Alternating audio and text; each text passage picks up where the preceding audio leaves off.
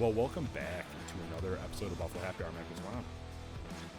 Well, Derek, we are back to the COVID ways. We have a virtual interview. It's first time in a very long while, but this was necessary just because we're trying to bring everything in for an upcoming event. So we'll introduce our guests, titles, names, if all of that does exist, and then we'll dive into all things Buffalo Bourbon Bash. Oh, all right, sweet. So I'm Nolan Jackson. I'm one of the co-founders of Buffalo Bourbon Bash. And I'm Steve Nemec, one of the co-founders of Buffalo Bourbon Bash. So, how did you guys meet? How did this whole thing really come together? So I met Steve when I was born. So Steve's actually my cousin, and so it just kind of worked out. We were both really into the sipping bourbons and stuff like that. I've been into it for a long time, and I really didn't know that Steve was as into it as he is. And I do some other event work, and it was just kind of like a passion project that we were like, you know what, we both like sipping and trying new things and having a great experience. Why don't we turn this into a whole event and make it super fun? Now, this is your second year doing it, right?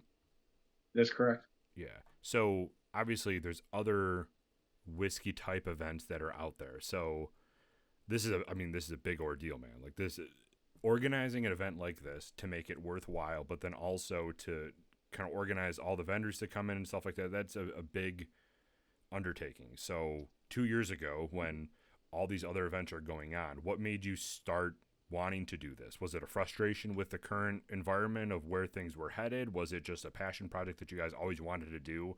Walk us through kind of starting this whole thing. Sure. For me, it was a combination of both. My wife and I had been going to a local event that started many years ago in the Lenox and had been, gone through venue changes and that. And something that I think a lot of people have probably been to. It was very popular. And in its heyday, it was really one of our favorite things to do. And I just felt like the quality was going downhill. There wasn't as much to enjoy. And the price went up and the value went down for me. So I think that was one of my personal driving factors. And then I got together with Steve and I'm like, let's do this crazy thing and see if it works, because it's something we both like. And our other co-founder, Mike, is one of my best friends. And, I was like, all right, let's go for this ride. When you're kind of outlining this entire event, what was the intent from the guest experience that you were trying to really nail down and bring home? For me, I just wanted to bring a combination of local and national distilleries, and I wanted to have more than just come in, be rushed through a bunch of tastings and head out the door. This is going to mix, everybody's going to be able to taste and sample, which is great. But there's also going to be so much more. There's going to be a lot of different presentations. So basically like how to chew whiskey, how whiskey's made, how bourbons are made, what the difference is between a whiskey and a bourbon and a rye and so on. So there's going to be a big education component to it. We're obviously going to have some entertainment there. We're going to have a bigger selection of food trucks. So we're trying to add as much value as we can. In addition, you're going to get a couple craft cocktails that are going to kind of match our theme for the year. And it's made with a local bourbon and a local hand squeezed lemonade. So we're really trying to get a good hold on the local part of it, to showcase that. And, our biggest difference is like when we went out and did this, yeah, it's cool to make money. And obviously we need to make revenue so the event can continue. But unlike a lot of other events, we don't charge any of the local distilleries to come. We don't charge, the local vendors to come there and showcase their products, because, we need to support our home. We need to support the people around here that are doing this craft. And so I think kind of all that stuff is what's going to set us apart and be different than some of the other stuff that's out there. We try to keep it as low cost as possible and just figure in, these are our operating costs. How can we provide the highest value to the lowest dollar amount and rock and roll? The education component is very interesting to me, because that's one thing that obviously doesn't exist for the other events that are around. was that something that you guys decided to do to differentiate yourself, or was that something that you wish existed at a different event because you once were learning about whiskey and you wanted somebody to talk to you through this tasting instead of it just being an absolute slosh fest, which the other ones turned into? This seems to be much more, correct me if I'm wrong if this is the wrong people, but this tends to be more of a whiskey experience tasting event rather than just go there, drink as much whiskey as you can for the price because you're paying so much and you should walk away feeling that you need an Uber. Yeah, so I've been to a lot of different distilleries all over the country, and I think one of my favorite parts of that is the unique history and the unique stories that every single one of the places I went to had. So we weren't getting it here. There wasn't anything available locally that really brought that component. And from my past experiences elsewhere, I'm like, why are we not doing more education on this? So it was, again, both. I had experience in other places that did it, and it was awesome time. I learned a ton, and then the lack of having that here. So this is definitely more come, learn about it. Like, yes, absolutely sip, have a good time, relax.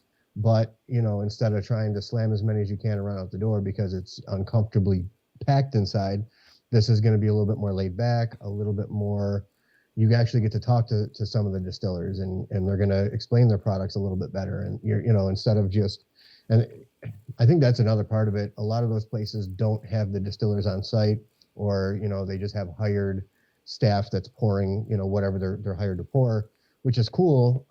But when you have the person that actually made the product, came up with the recipe, and they can explain that and why they're a little bit different and how their process is different, I think that in of itself speaks volumes about the type of event that we want to have.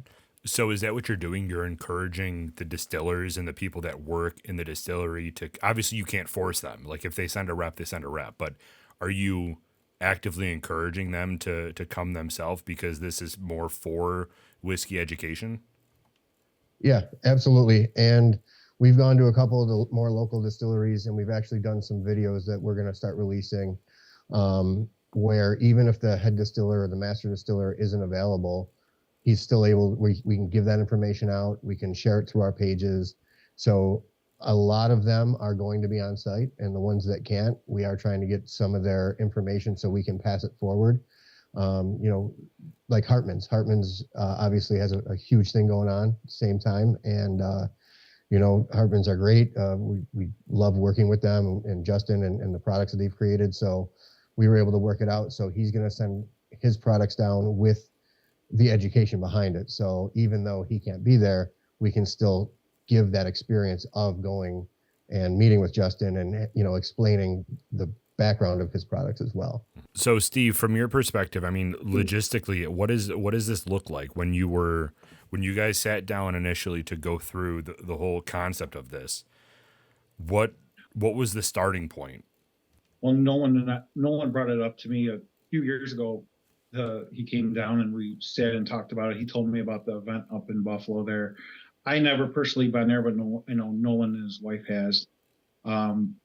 So I said, we both came up with the idea that we could probably do something like that with the education and such, what Nolan basically said. Get to know the distillers and all the processes and getting different tasting notes and such out of each pour. I love that because it's a refreshing take on what could be provided. Some of the best conversations that you can have with somebody at these events is the back end. So the fact that it can be front loaded from the guest perspective is massive.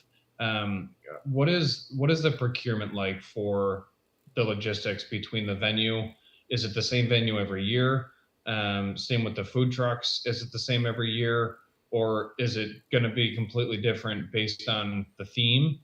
And like, what kind of goes into that? This year is at a different place than it was last year, different venue, of course. And the food trucks this year, we have 3 different food trucks coming this year. The one vendor that we work with all the time is Nice Ash Scars Gregario. He's going to him or David's going to be there hand rolling cigars. That's available for purchase too. In years to come, maybe we'll offer a ticket that you could get a cigar with the experience. But this year, you have the option to buy cigars there. So that's all goes hand in hand, I think, with bourbon. Mm-hmm. And I think we're going to keep working on refining the process and finding the best place to host the event. And that was another difference. So last year you got a cigar with your ticket purchase because it was a 100% outdoor venue. So it was a little bit easier logistically. This year it's going to be indoor outdoor. So there's going to be like some games outside. The food's going to be outside. And then all the tastings are going to be inside. And the venue we picked this year, I think, A, it's historic, B, it's absolutely gorgeous, and C, I think it's got a great layout for what we're doing where, unlike those other events, you don't feel like you're going to be smushed in there. And I'm a bigger guy. In the last couple of years that I've gone to some of these other ones, I definitely was very cramped. You can't really move around. And the popular stuff always has a line. You can't really get through and it takes forever. So we're trying to make it as smooth as possible. So the more space we have, the easier it is to move around. And that's one of the big things we looked at is, space, location. Obviously there's some really cool places that are pretty far out. And I think maybe someday we can get somewhere that's a little bit further out, but right now I want to be centrally located with good parking, with enough space, that's going to accommodate us and that's going to embrace us. And the folks at Asbury Hall have done an awesome job embracing us, and, working with us through the events. And when we decided to do the add-on for the Rick House room, they were wonderful in helping us navigate that and add that into the space. How does this work with permits? Well, like anything, you have to get licenses and insurance and permits, and the wonderful state of New York likes a lot of redundancy. So there is a process that we have to go through. It does help quite a bit that we're on a licensed premise, and that pretty much all, I'm going to say, I believe it's all, but at least, a majority are farm distillers. So they also have their own off-premise tasting permit. So that definitely helps. So there is a process in place that they could come out and do this without our additional permitting, but we always want to go a step above. We want to make sure that we're doubly covered in every area. So we do have to go out and get those permits and the extra insurance and stuff like that. So on top of the normal stuff, we also have event-based insurance in order to get those other licenses. What was last year like? So your first event that you put on, I guess, you sourced the venue, you got some distilleries to come out. What was your expectation going into that event, and kind of from a attendance standpoint, what ended up happening? So like if somebody is watching this, what can they expect this year compared to what happened last year? Was it 100 people, 200 people? How many distilleries were there? Like, just give us the lay of the land of what last year was like. So last year we had a couple hundred tickets sold. We got a permit to actually close the street, and that's another nice thing. Last year, the property we worked with Roaming Bison Tavern. Great guys. Greg's an awesome dude. Really supports the bourbon community. And we did we shut a street down off of Hurdle Avenue. So all the vendors were outside. The band, we got a stage on the street. We had a band play, so live music. So the biggest changes are instead of a live band, just because of how the education sessions are going to go, we're working with Tony at 3 Chord. He brought us in a guy that's going to spin vinyl records, like an actual old school DJ, which I love that idea. So we got rid of the full band. More Heat was awesome last year. They kicked butt, and I think they are definitely going to be back at one of these in the future. The ticketing's a little bit differently. So last year, again, you got the cigar, but there was overall less vendors, and there was a major brand that pulled out on us last minute last year, which caused a lot of anxiety on the co-founders. And, we struggled through it. We made it work.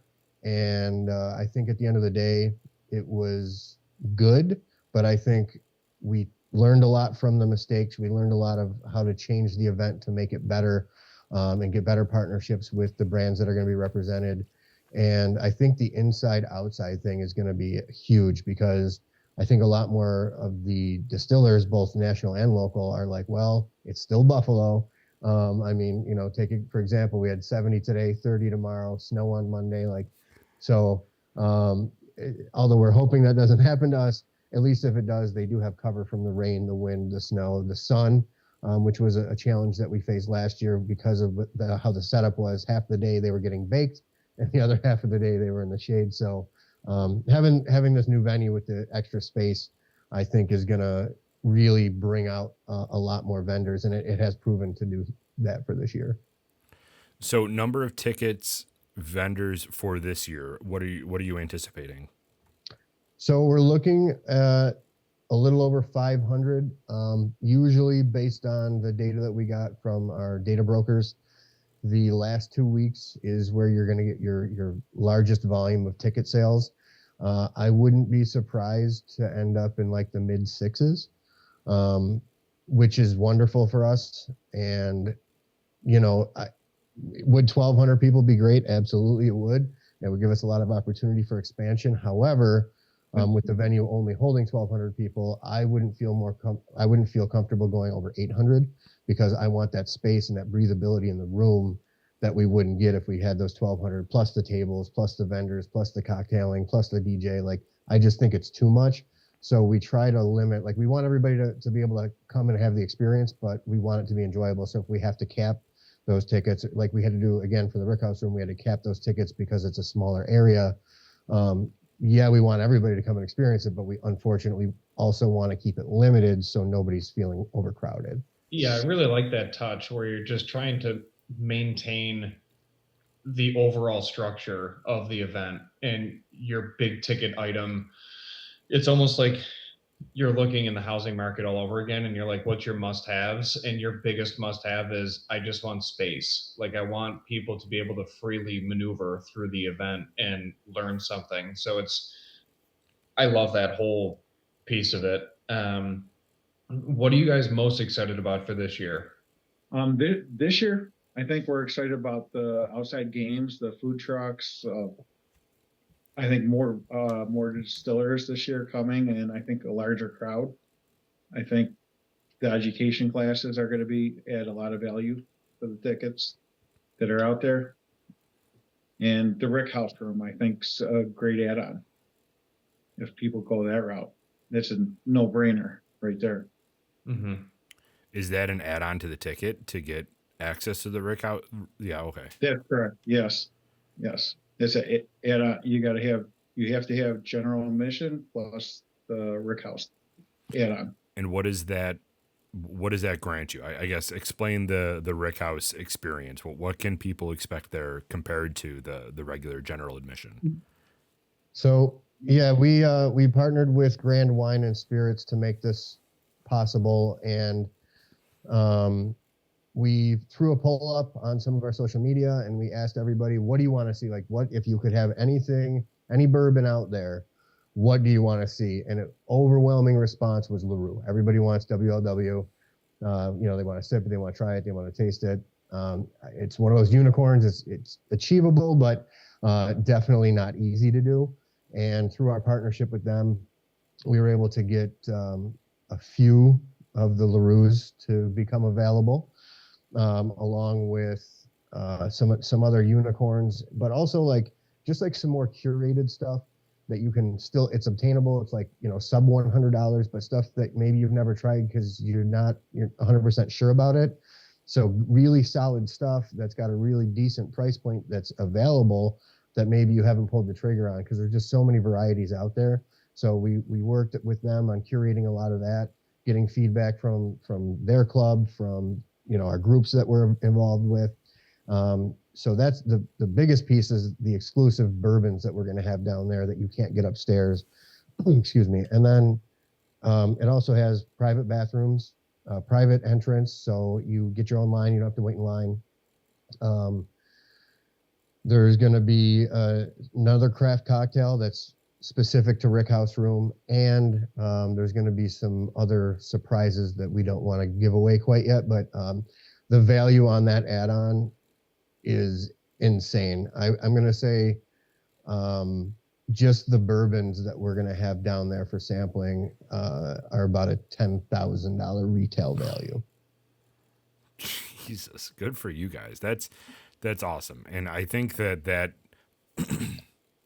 I don't want to compare it to other events, because obviously the reason that you're doing this is because you saw a gap in the way that other events are being done, and you wanted to provide that. So the comparison is always not going to be one for one. But in previous events, the VIP experience is significantly more expensive, and it doesn't necessarily always provide the value, because it's like, oh, I got a 12-year bourbon instead of a 10-year bourbon for you guys. It's like, okay, sick, but like I could also pick that up. So the fact that you're doing more allocated stuff, like there's obviously in these other events, there are good whiskeys that they take for the VIP. Like, I don't want to discount that. They do a good job. But I think that this way that you're going with it, not necessarily just being more whiskey, but a better experience, that to me is what speaks a lot to Mike and I, because we're all about the experience. You can go taste whiskey and in a big event like that and kind of feel like your opinion doesn't matter. Not that it should. I mean, it should, because you're a customer of it and your opinion does matter. But in the same aspect, getting into a smaller room that's more of a community feel, and it is more of a, hey, come join us, help make this better. That's a cool aspect of it. Yeah, absolutely. And also having Neat Notes this year will be super exciting, because it'll allow the guests to download something that will then immediately provide value for the vendors to know what the person in front of them likes to drink. So I think that's going to be really cool for education as well. And that way, everybody can kind of start to really figure out what they like and don't like, and use that moving forward. Yeah, and that's another thing that I'm glad that I had a lot of great feedback on. We have whiskeys, we have bourbons, we even have ryes, and such a wide variety. I wouldn't call myself a rye drinker, but based on the trips that we've made and the products that we've tasted, I've found a handful more ryes that I really enjoy. And prior to that, there's like 2 or 3. And now that's really opened up my horizon. So maybe you find something new that you like, or maybe you're like, New York whiskey's only okay. And then you try one of these vendors, you're like, wow, this stuff like blows it out of the water. Mm-hmm. So there's so many parts to it. And, I've been trying to get people to start logging some of the things. So it's like, well, what have you tasted and how do you like it? Because that way we can help steer you. So if they're using Neat Notes already, we can kind of be like, oh, so you're more like a wheated, or you're more of a rye, or this is kind of the direction you're heading. And between, the co-founders, the staff, the distillers, we can kind of work with people. And that's another thing. We're going to be out there interacting with everybody and trying to find how can we connect you to something that you're going to like. So I hope that people come up and ask us questions. Ryan Shaner will be there, in taking pictures and doing that other stuff. But again, another whiskey guy. So just giving that feedback and trying to help them find things, I think is going to add into that big picture as well.